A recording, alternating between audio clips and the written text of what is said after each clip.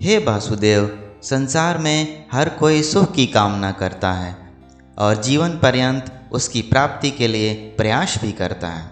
फिर क्यों दुख जीवन में प्रवेश करता है? दुख रूपी भावना के निर्माण का अर्थ ही क्या है? यदि दुख होता ही नहीं तो जीवन कितना आसान हो जाता। सुख और दुख दोनों विरोधी भाव हैं और उनकी आवाजाही ने आम जीवन को दुखी कर रखा है।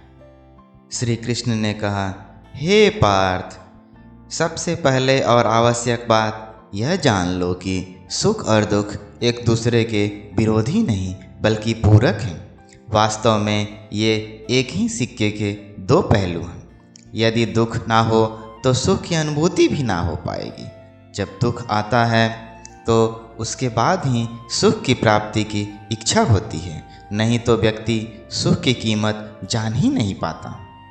यह बात सुनकर अर्जुन ने कहा, हे कृष्ण, तब एक ऐसा वाक्य कहिए जिसे दुख में पढ़ा जाए तो मन सुख हो पाए, सुख में पढ़ा जाए तो मन नियंत्रित हो जाए, अर्थात वह बात सुख और दुख में समान रूप से प्रभावी हो। श्री कृष्ण ने मुस्कुराते हुए कहा, यह समय भी बीत जाएगा, यह समय भी बीत जाएगा। हे अर्जुन, समय का पहिया कभी एक जगह नहीं थमता।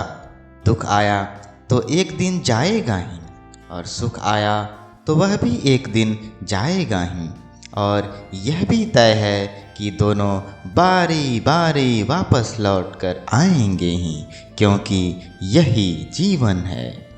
अर्जुन ने तुरंत ही श्री कृष्ण की चरण वंदना की और कहा, सत्य है प्रभु, अब कोई संशय नहीं। समय सबसे बलवान है और यही परम सत्य है।